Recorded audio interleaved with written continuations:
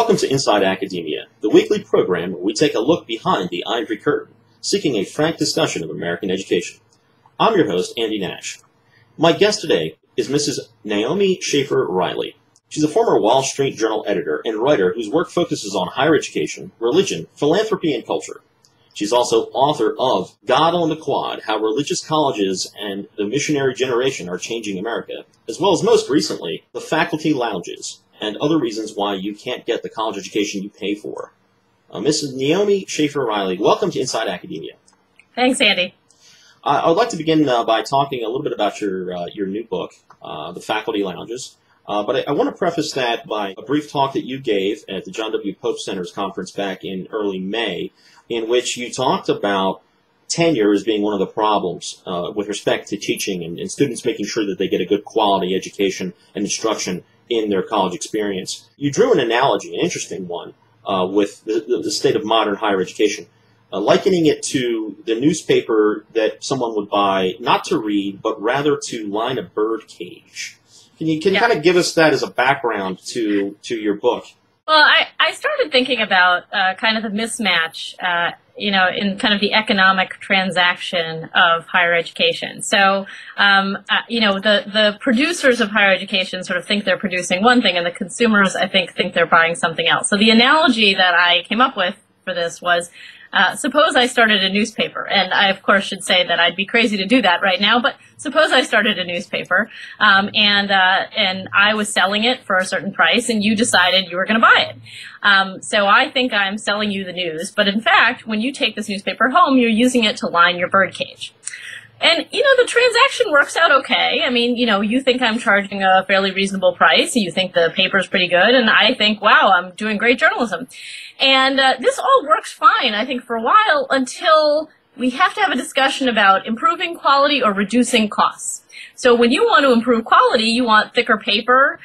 You certainly don't want to pay too much more because, hey, you're just lining your birdcage. And when I think about improving quality, I think, well, I should, just go hire some more reporters or improve my grammar or something like that. And, when I think about costs, I think, well, wow, gosh, all that is worth it because I'm, improving the state of your mind. Little do I know about your birdcage.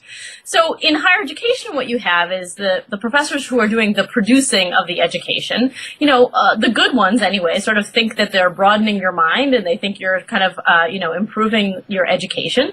And meanwhile, a lot of the parents and students just see themselves as buying a credential. They're buying a piece of paper that they think is, and may be, the ticket to kind of a good middle-class life for themselves. And so now we're at the point where we're having the discussion about improving quality and reducing costs, and we're kind of at a standstill. This is, by the way, not a trend that obviously came about overnight. This is something that has precipitously, I guess, eroded over many decades. Since the 70s, at least, I guess. Many critics have talked about the abandonment of a core curriculum, the lowering of standards, rate inflation, and so on and so forth. Today, if students think, and their parents and whoever, they think that they're simply buying a credential, then isn't the next logical question then going to be that if you're not expecting any kind of rigor in terms of what you do and what you get for what you pay for academically and intellectually, then isn't there going to be some kind of a bubble? In other words, isn't the reputation of the service you're being provided in terms of instruction going to catch up with the value of that credential? Well, I mean, yes and no. Certainly, a part of me is hoping the bubble will at least deflate a little before my own 4-year-old and 2-year-olds get to the point where I have to pay for their college education. But leaving that aside for a minute, I think what you have here is not much in the way of alternatives. And I think that's what has to happen here in order for the bubble to begin to pop or at least deflate a little. And, we had this recent case where Peter Thiel, the founder of PayPal, offered people $100,000 to drop out of college, which I thought was kind of a funny idea, and it certainly got a lot of media attention. But basically he was saying was that for a certain set of people who already are at the age of, 15 consulting for IBM and who are doing this great computer coding and all sorts of things, they don't really need MIT's stamp to say they're a genius. But that's the very high end of the higher education system. So the question is, what about people elsewhere? I mean, we used to have apprenticeships used to be much more common, and maybe there used to be other ways of signaling to employers, that somebody is diligent and intelligent and hardworking. You had a column the other day by David Leonhardt in the New York Times where he was making the case that higher education was worth it because you could see that even in the case of jobs like cashiers, they would get paid more if they had a bachelor's degree. And at the end of the piece, he kind of, I think kind of gave out a little bit because he said, well, even if it's not the content of what they're learning, because, who really knows that? Well, at least they're getting diligence and persistence. I have to think that there are more efficient and cheaper ways of just giving people the skills of diligence and persistence. Obviously, we used to have a lot of institutions, not the least of which was the American family that used to do that. Right. So I think, there is going to be some questioning going on in the future. Diligence and persistence is something that, is a virtue that your parents are supposed to instill you with as you're growing up. It's not something you pay $40,000 to $50,000 for in Right, and if college. they didn't do it, there's always the Army. Right, exactly, and as I said before, with the lowering of standards in colleges, there seems to be less diligence and persistence. Yeah. But getting back to the point of what people think they're getting for what they're paying for, in a Washington Post column that you had several weeks ago, you made the point that the whole entire financial transaction of paying for college is a transaction you say is in which most of the buyers and most of the sellers have fundamentally different understandings of the product, going back to your newspaper birdcage lining analogy. So if students think that they're getting credentialed to get a job, but in a bad economy they're not getting the jobs because the jobs are few and far between, and they also have very little or no skills from their college experience, then isn't the logical question at that point then that this is going to cease to continue because so many people are going into this insurmountable debt they can't get out of, and they've lost all the time not working for 4 to 5 years, and now they're not in a position to be gainfully employed enough with which to be able to pay back the student loans. When do they actually start paying for a mortgage? Right. I mean, I wish I had a crystal ball in this question that I knew, when it was going to start to deflate. But I think, as I said, you need to come up with, what the alternatives are. And I should also say that even for students who understand that they're buying an education, not just a credential, there's also a mismatch going on, which again is not new, but I think it's gotten much worse in recent years, which is that colleges are in the research business and not the teaching business for the most part, and students are supposedly paying for an undergraduate education in most cases. So what you've seen, I mean, there was this amazing 2005 study in the Journal of Higher Education that showed that for every additional hour a professor spends in the classroom, he gets paid less.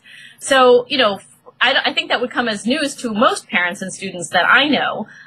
Not that I haven't chewed their ear off about this, but the fact of the matter is that higher education is in the prestige business, and research is what brings prestige. And that's true, by the way, not only in the physical sciences, it is true in the humanities and the social sciences. So, when the public thinks about research, they think, cutting edge drugs, they think Sputnik, they think things like that. But the fact of the matter is a lot of the social science and humanities research that's coming out is trivial, and sometimes it's even absurd. And certainly in so many cases, even in the cases where, I'm sure you've read the statistic, but, last year, 100 new scholarly books about Shakespeare came out. I love Shakespeare. I did my undergraduate thesis on Shakespeare. I think that, people should be reading it much more often than they are. But the question of whether we need our college professors to be engaging in that, and that's the best use of our tuition and our tax dollars, is producing a lot of journal articles and books that no one is reading, instead of giving them more incentives to spend more time in the classroom engaging with students. I think that's a question more parents and students should be asking. There's a whole other issue with professors. Some of them will want to teach, some of it avoid it like the plague. And either way, if they're tenured, you can't do anything about them anyway, whether they're doing a good job. So I want to ask you about tenure. That's something you were critical of when you spoke at the John W. Pope Center's conference in May. Your thesis seems to be get rid of tenure altogether. Yes, I think tenure rewards, really encourages this system we have of rewarding research over teaching. And so I think when you think about it, you understand that tenure is kind of a static system of promotion. It's something where we say, great, you've produced this stack of publications, congratulations, here's your job for life. And, I'm sure the defenders of tenure will, tell me, as they have a number of times, that it's not really a job for life. But I think we all know how seldom it is that you can get rid of a tenured professor. So I think what happens then is that you ask, how do you reward the profession of teaching?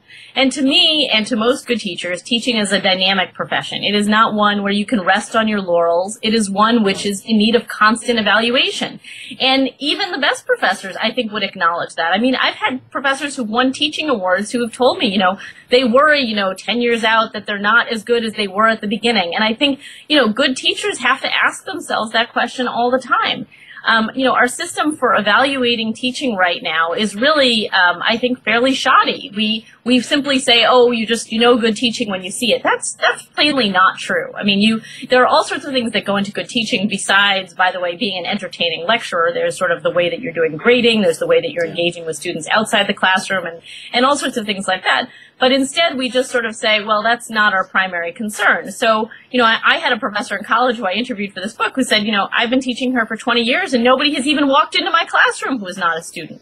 So, in how many jobs do you get that? Sure. Professors complain about student evaluations, and I think there's certainly reasons to believe that students are, sometimes not the best judges of these things. I mean, as Stanley Fish has pointed out, they don't know what they don't know, and I think that that's true. The student evaluations, though, on the high end and the low end, students, if you walk on a campus, students are generally very good at figuring out who are the very best and the very worst professors, and I think we should take note of that. But I'd also like to see more evaluation, more regular evaluation from young alumni who have a little bit of perspective. Maybe they're not so angry about the B- you gave them last semester, and they kind of have the real world experience to be able to say, this was the most significant class I took while I was an undergraduate. So I think if we really were concerned about evaluating, we would get rid of tenure, offer multi-year renewable contracts, and then do a real system of teaching evaluation. Yeah, the alumni evaluation is a very good point. It brings them into the greater university community in a more hands-on and direct way, and they can give some better hindsight analysis on whether or not the teaching they got in the classroom really served them once they're out in the real world. But as you say, with the students themselves, sometimes if they're challenged to really work hard, they might give an honest, positive evaluation of the professor. But many times, if they're forced to work too hard, they end up giving lousy reviews, and professors are worried about that. So consequently, they water down the class. Sure. But as you know, tenure, one of the main reasons tenure came about was supposedly to protect the unpopular views so that you can have a free marketplace of ideas in, least of all, a university of all places. Wouldn't, let's say, for example, conservative or traditionalist views be far more vulnerable and susceptible to being routed if those professors, the few of them that there are, were not tenured? As people who read the book will find out, my father is a tenured professor and a conservative one, too. And I joke that the book could be subtitled Confessions of an Ungrateful Child. I think that there are a couple of things to think about here. First of all, I think you need to look at the large landscape of higher education.